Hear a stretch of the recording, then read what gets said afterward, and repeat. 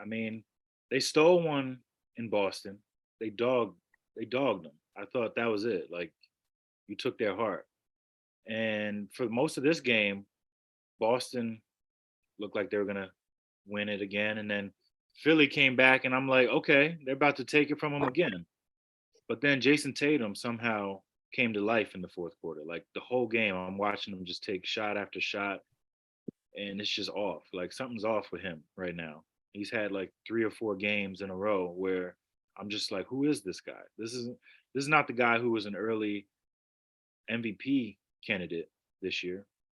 Like JB, he's not getting enough shots, but like Tatum's the guy.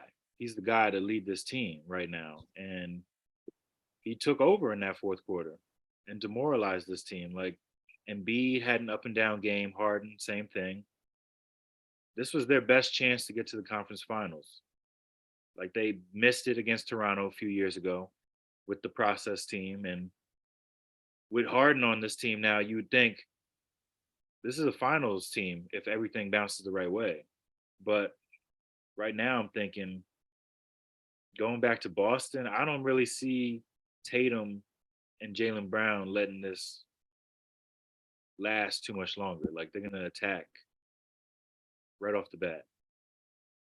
Yo, who is this more on? Like, is this another situation where Doc Rivers gets out coached, he loses a lead, or I'm pretty sure he'll come up in conversation as a reason for why they aren't advancing. But is this a James Harden type of situation again that's preventing a team from succeeding in the playoffs?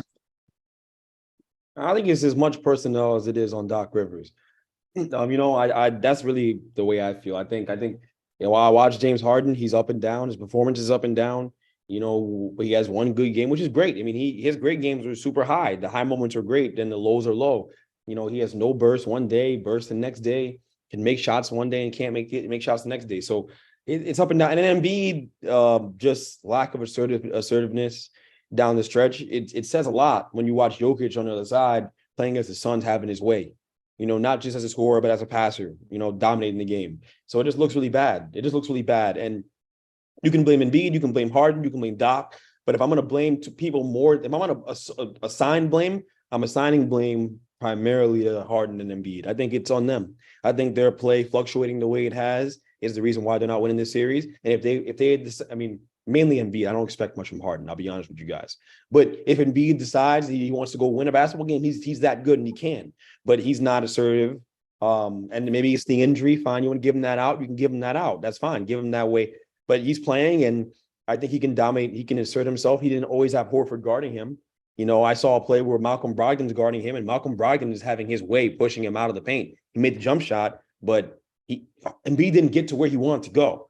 He didn't get to the basket. So it says a lot about him. It says a lot about him. I think this falls at his feet, and he's going to end up leaving this situation if he leaves Philly, and he'll be like, looking for another situation to get into where he thinks he can be surrounded by a team that can win around him. But at the end of the day, he has to look at himself in the mirror, because this is as much about you as it is about any of your circumstances in Philly. You can't blame Ben Simmons. You can't blame none of the other guys.